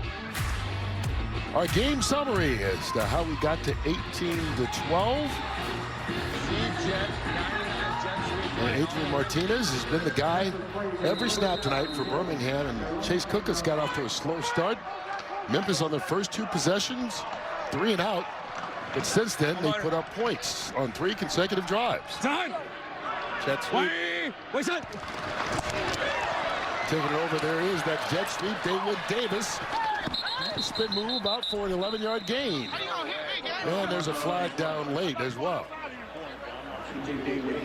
Back up, back up, back up. They're going to get some free yards, I think. Go to the 2, full 10 regard. Yeah, 2, 10 yards. Holding, number 83, offense. 10-yard penalty from the spot of the foul. It's still first down. Instead, it's going to come back and will be on the tight end, Sage Surratt, for holding. This Birmingham defense will find out if they're up to the challenge. John Chavis is the guy who leads it. He's standing by his block. Let's go Eagle G 83. Eagle G 83. What are we looking for here defensively with that call, Coach? Pardon me? What are we doing with this call? Same thing. Which is? Stop the run. It's simple. Hey, Kurt and Mark, defensive guys keep it simple. Yes, they do. Stop the run. From the 2. Oh, boy. Run. Stopped in the backfield, but breaking away. And Titus Swen got away from Scooby Wright, who was that close to a safety. Oh, Scooby Wright had him. Dead to right in the backfield. Look at 33, fired the gap. Move bear, Mike Oh, Reed. Move bear, Mike Scooby Reed. Wright, he needed that for his highlight reel. I do love that guy's energy, man. He's a little bit of Spicoli versus Latimer. I feel like he's some sort of splice or hybrid between the 2. His last year at Arizona, he was the best linebacker in the country. Butkus Award winner, finished 9th in Heisman voting. Replay. Oh, big hit on Cookus. That's Garvin. Ball comes out, and Cooks is still down. Birmingham was offside, so they're not going to get the ball. But keep an eye on Cookus, who's taken a lot of big hits tonight. I will take a look at it. Okay. Offside on the defense. And it is not illegal. It is not a foul. Okay. So what? Head is up. Play? A touch. A what? The result of the play was recovered by the defense. Okay. All right. All right. All right. Thank you. Number 95. What's that? I think 96. 96. See. Offside, number 96, defense, 5-yard penalty. It's still second down. They called Carlos Davis, but there were a couple of Stallions who jumped off and Man, Cookus is lucky on this play. I think they misdiagnosed that. I think they were talking about Jordan Thompson, number 94. Let's go gun, dice, And then the hit. Oh, mama. Ouch. Done. That's Garvin with the free run. But because of the penalty, it'll be 2nd and 10. Sage Surratt. And the tight end makes the grab. That's his 4th of the night. Here's another look at that hit on Cookus. Oh, don't do it. Free play! Free play!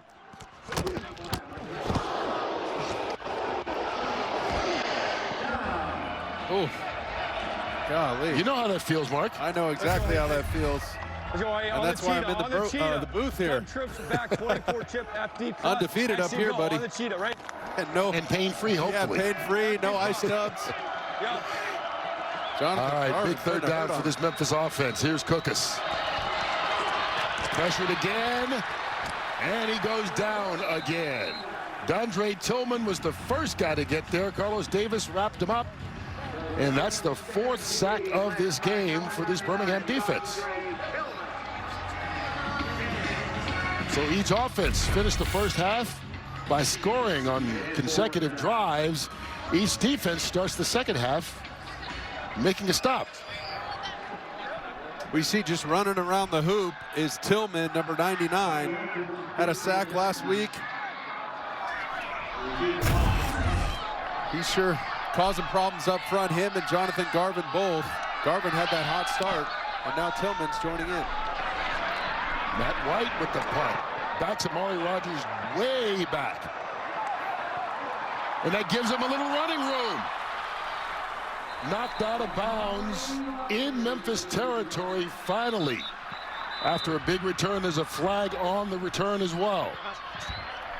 Okay. Might be coming 85 back. or 95, blocking the back. During the return, blocking the back. 95. Number 95? Yes, sir. Receiving team? Yes, sir. Oh, good. Spot and foul. Okay. During the return, illegal block in the back. Number 95, receiving team. 10-yard penalty from the spot of the foul. It's 1st down, Birmingham. Timeout. So DeMarcus Mitchell called for the block in the back. That'll back them up to the 45-yard line. Case Cookus needing a little time to recover after that last possession. And a big hit from Garvin.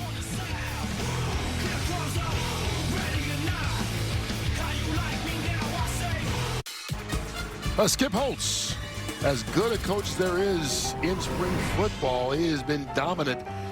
2 years in the USFL, 2 championships in the USFL, and overall 23-3 in those 2 seasons, including 9 straight wins along the way to those 2 titles. And number 1 on both sides of the football right now in the 3rd game of the UFL.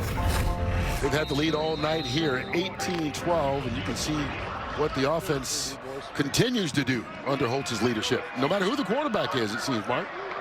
It's really impressive to see the way they move the football, the way he puts the quarterback in a good spot, and trusts multiple quarterbacks to get it done. Wide open along the sideline, Jay Sternberger. And Sternberger down inside the 35. Another chunk play for this Birmingham offense, 32 on that one.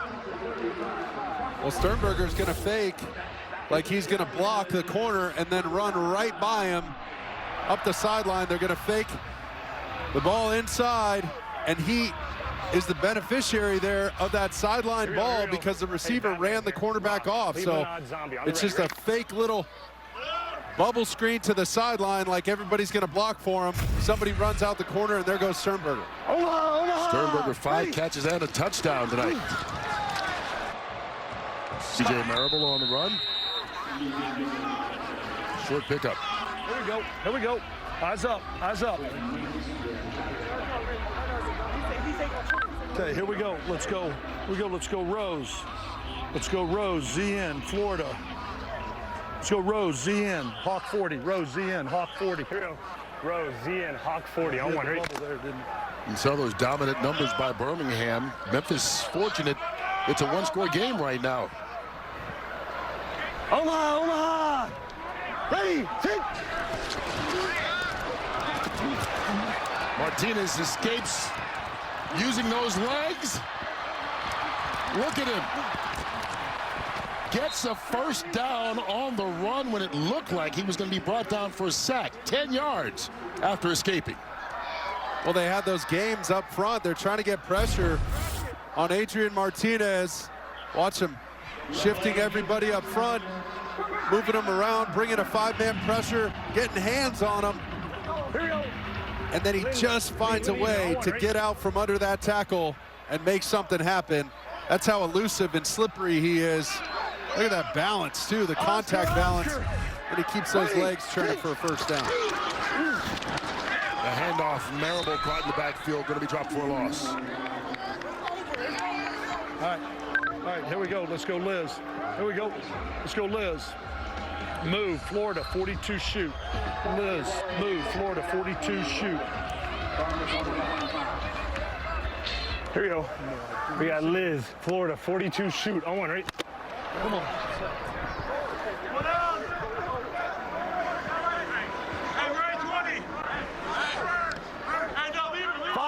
Five down.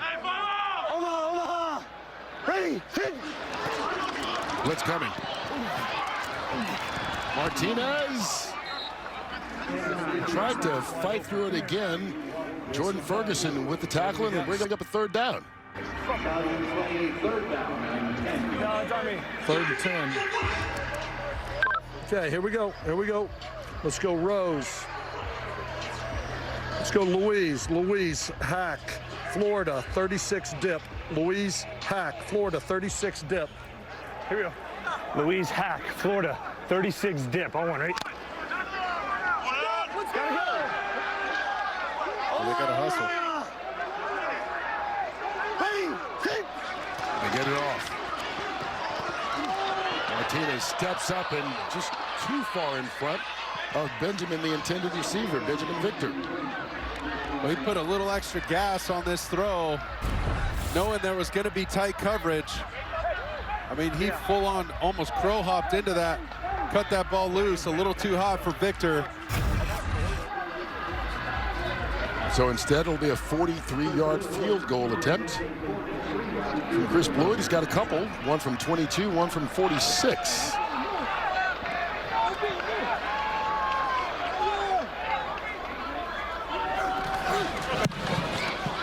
Blewett, no problem with that one. That makes it a 9-point game, largest lead of the night for the Stallions, as they're up 21-12. And they're a home opener, up 21-12 over Memphis. This has been a dominant night on both sides of the football for the Birmingham Stallions, but it just doesn't feel like it. 9 points is a one-possession game in the UFL, because remember, you can go for a 3-point conversion after a touchdown should you so choose. Here's Trey Williams. And a good return out to the 37-yard line for Cookus and company. Well, take a look at this defense for Birmingham. But it was Davis and Garvin. I mean, these guys have 2 sacks apiece and 13 total for the team on the season, leading the UFL. You could tell Case Cookus has been under duress and just unsettled back there at quarterback. This whole offense runs through him. He's dropped back 25 times tonight, and number 50 and number 96 have made life really tough on him. They got to give 50 a blow real quick, Garvin, and get him back in there to try and harass Cookus a little more. There's Coach Chavis, loving what he's seeing. 4 sacks, only 4 yards rushing, and just over 100 yards of total offense by Memphis. So Birmingham defensively doing their job. Trey Williams going nowhere on first down. Brock. You know, one of the fun things down here, guys, is I get to listen to these O-line and D-line coaches. I mean, so much of this game is in these trenches, the line of scrimmage. We've seen Birmingham heated up tonight, and you can just feel both these D-line coaches, O-line coaches have such the command of their guys. I mean, I think of everybody I've covered over the last 3 years on both sides. These are some of the best offensive and defensive line coaches you're going to find in this league. And I think over the last couple of years, these are some of the best offensive and defensive linemen that we've seen after the USFL and XFL combined. Rosters, half of what they were, obviously, with 2 full leagues. Teams, half of what they were in 2 full leagues, and the quality has shown. Hey, 11, 11, 11. Hey, gun, trailer right bonus, nasty. 3 jet St. Pete, halfback wide. Gun, trailer right bonus, nasty. 3 jet St. Pete, halfback wide. Halfback wide, I want 8. Well, here's what I can decipher. I know it's 3 jet. The line's going to slide to the right. All the way out here, and the halfback's going to block up top and check to the wide. Cook is under pressure, sacked again. 5th time tonight he has been brought down. Marvin Wilson getting the sack, and this Birmingham defensive front just continues to dominate the offensive line of Memphis. You're going to see the right side of the offensive line get bulldozed back. There's McCray on roller skates there. They're trying to fend off 2 defenders and keep a clean pocket. He wasn't able to. You see the elation. The big guys up front. Memphis had given up 3 sacks in each of the first 2 games. They've given up 5 tonight, and there's still a quarter plus to play. Rogers. And Amari Rogers brought down right at the 25-yard line. Memphis just trying to hang in there. It's a 1-score game, but got to get something going again, like they did right at the end of the first half. Yeah, I feel like we're just grinding to get a yard. Everybody's been saying, oh, run it again. I got him next time. And it's one guy here, one guy there, one guy there. But we can't get a rhythm, you know what I mean? Because now I'm throwing the ball, you know what I mean? Yep. You could tell he really wants to run the ball. That's their staple. That's their bread and butter. And he mentioned one guy here, one guy there. He just means a missed assignment on offense. On offense, you need 11 doing it perfectly every play for a play to work. They've got 80 yards rushing so far as Person goes out of the backfield. Martinez. Along the sideline, what an adjustment by Person. The running back stumbling and making the grab still. Maybe the most impressive catch of the night. Well, watch him on the sideline doing his best Deion Kane impersonation. Deion Kane has had 2 of those. Well, he wants to get on the highlight reel too. Putting on for the running back room. I love it. I mean, that's so tough to defend down the field. The running back with awareness like that. You don't think he's going to get some looks? 35 yards on the catch, and then Person runs it on the very next play. I like his style, low pad level, always falling forward, willing to block, catching balls out of the backfield. He's got it all. I like 23. They pick up 5 yards, and they don't have to run another play here before the end of the quarter. I'm shocked they're not letting this thing go. Yep. Here you go, gotta go! Lead the clock. Ocean! Ready, pitch! And they do snap it. Quick pass. And that's caught right at the end of the quarter. Kevin Austin moving the chains for Birmingham, and they're cranking it up again. Over 300 yards of offense through 3 quarters. It's been that kind of night for Memphis. Is Birmingham trying to stretch the lead even more. You ready for DJ? Okay. Hey. Yeah. Let me see what's going on in this drive. Okay. I'm not pulling you because I'm not going to pull if they score here. Okay. Just going to change things up a little bit. I'm not pulling you because hey, listen to me. Listen to me. You're getting killed out there. I know. Okay. Yes, sir. All right. So if we stop him here, you're going back in. All right. Yeah. I got to protect you too. I love that access. I mean, that tells you everything you need to know. If they score, it's probably too lopsided as his quarterback's getting killed, and so Case Cook, as he pulled him from the game. If they can stop them, he gets to keep playing. So this is a big series for Cookus. Martinez finds an open Deion Kane, stiff arms his way to a first down inside the 10-yard line. It'll be 1st and goal. You know, Kurt, and just to add to that, I was watching Jim Turner, the O-line coach. So I think that was in the heat of the moment, yet another hit on Case, and I think you felt a head coach there trying to protect his quarterback. But O-line coach Jim Turner went to Flip and just said, listen, we can protect with run game. We can protect with getting out of two-jet and sliding. There's other things we can do. So a story that will unfold here, yeah, with this drive and then the plays ahead. We will see if they score first of all. At first and goal from the 5. Ricky Person tiptoeing into the end zone for the touchdown.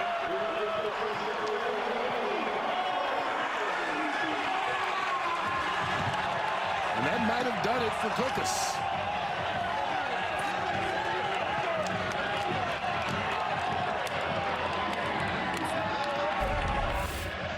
Well, watch this little counter on the inside. They're going to float the back over, and then he's going to take it. There's the float motion. He's going to follow the guard, the tight end, and just look at the patience right there, finding a tiny crease, and once again, falling forward, continuing to go north and south. Ricky Person Jr. having himself a night.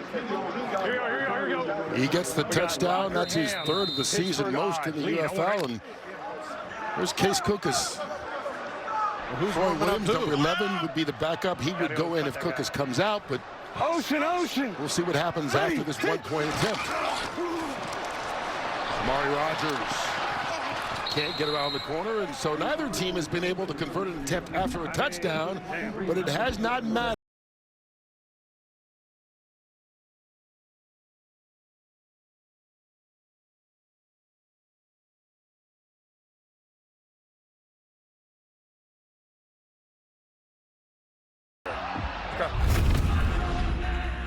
And so after his quarterback got beat up tonight, sacked 6 times and took a lot of big hits, Troy Williams will come in to replace Case Cookus.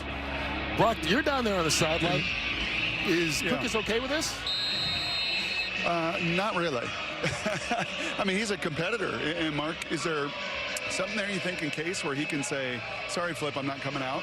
Yeah, I was a little surprised. Yeah, you know, that's the way you feel about your position as a quarterback, and it's your real estate, it's your turf, and you don't ever want to jump off a sinking ship. I don't care what's going on. I want to fight for that position. Because I think you know and I know, like you give, I'm sorry, Kurt, but you give somebody else an opportunity, right? Yeah. Like, this is my job. There's limited possessions in this league.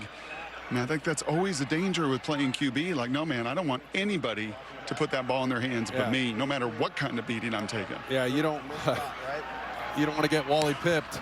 And during the return, illegal block back, receiving team, number 83. 10-yard penalty from the spot of the foul. It's first down, Memphis.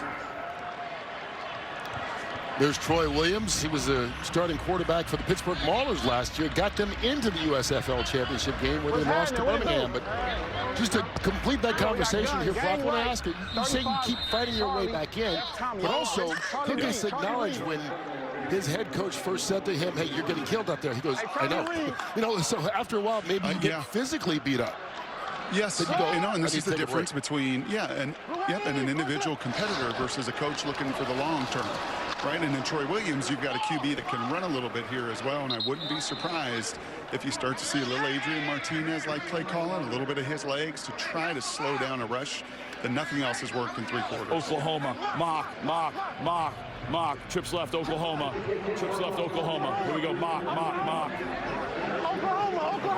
You can make the argument that Cookus has been efficient when given time. The problem is he hasn't been given a lot of time on a lot of plays as Swen goes down, trying to cut it back inside. It'll bring up 3rd down. Yeah, I think Brock brought up a really good point is, you know, the quarterback sees this game, and you're so laser focused on this game, trying to win this game.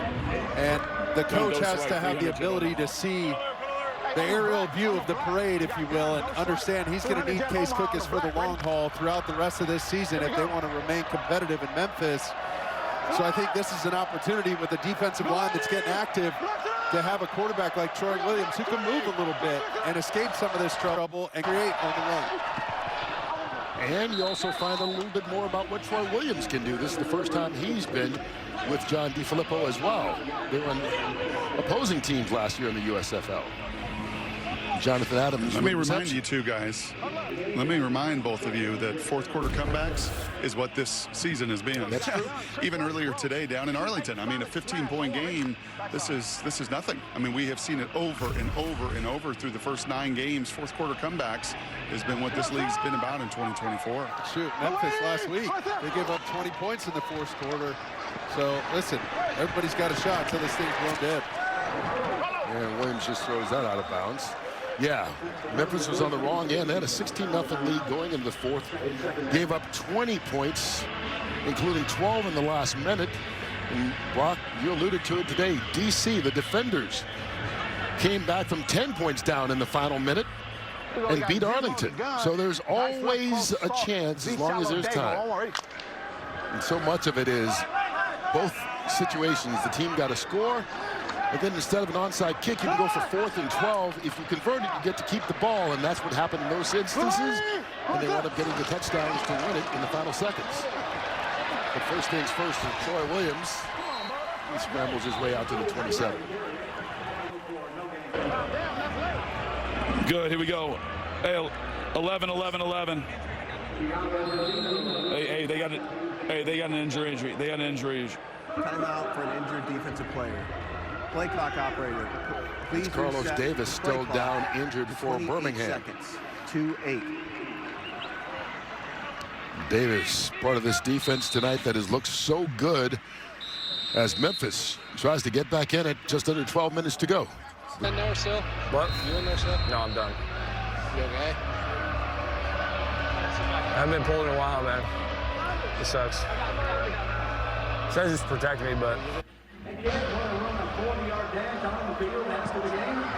I let the pressure get to me a little bit. I missed a few throws I shouldn't have. Well, you hear him talking about not wanting to come out, understanding what the coach, John DeFilippo, has tried to explain to him, that he's going to protect him for the long haul. But you heard him also say that, you know, the pressure got to him a little bit with all those hits. You start taking those hits, you get a little shell shock, and your feet start moving a little faster. Your eyes start progressing a little more quickly, and you get off your game. And it sounds like that's what happened when he faced the Stallions defense. Troy Williams, new quarterback, same results. There's a flag after the play, but another sack. This one, DeMarcus Mitchell getting the credit for it.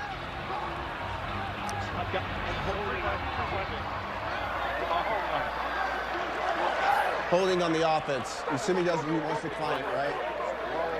He wants to decline it, okay. Holding, number 77, offense. That penalty is declined.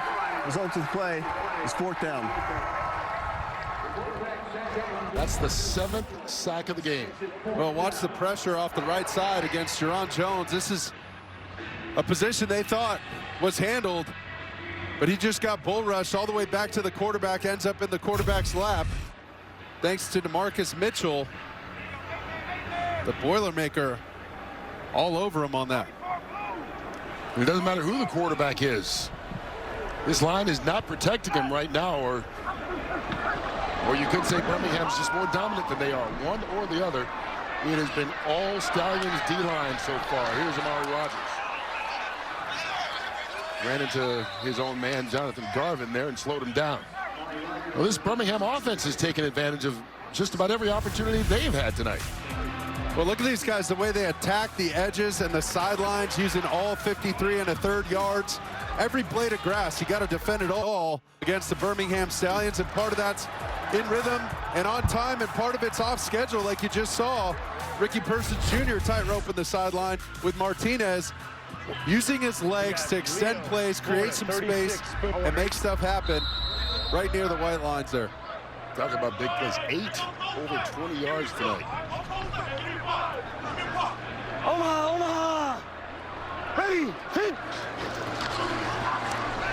Adrian Martinez out of the backfield. C.J. Marable. Marable out to the 44-yard line, giving him 5 on the play. I'm surprised they're still throwing it. Leo, Apollo odd. Leo. And here comes a run. Here comes a run, watch. Here you go. Get you on that Fox bet, Kurt. We got Leo, Apollo odd. Here comes a run to the left. Oh, no. Ah. Oh, no. Yeah. I might change it. Phone a friend. Ocean. Rock. Ready. What are we doing? We're getting Adrian Martinez reps. And he's going deep. He's got a man. Kane had to adjust. And that was the only thing really that slowed him down from getting the touchdown. But another big pass made by Martinez to Kane. That's the combination that's worked all night. 42 on that one. Look at this. Kane attacking the sidelines again. You see him working against Abrams, and Abrams falls down. Martinez gives him a chance with the throw. And a ankle-saving tackle right there. Ocean. Ready. Kane, 141 yards receiving, and Martinez lucky that was not intercepted right into the chest of Christian McFarland. Oh, they needed that. He's a former Birmingham Stallion. This thing was going to the crib in the opposite direction, but he's a two-time champ for the Birmingham Stallions, and he almost had a interception for a touchdown, 90-plus yard return. And just an errant throw behind Sternberger. You see Martinez knew it right away. Gotta go! But you could tell Skip Holtz is just trying to inject some confidence into Martinez, calling these throws this late in the game with this commanding of a lead. And he connects with Kane again down to the 10-yard line. The other guy back, slants wide open. All right, here we go. Okay, here we go, 3rd and 5. Here we go, let's go Lou. Viking read, 15 safe. Here we go.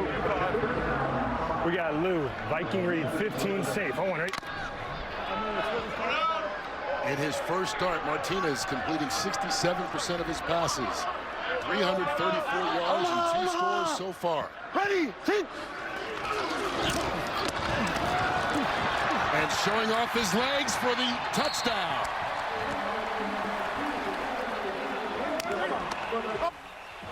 Two through the air and that one on the ground.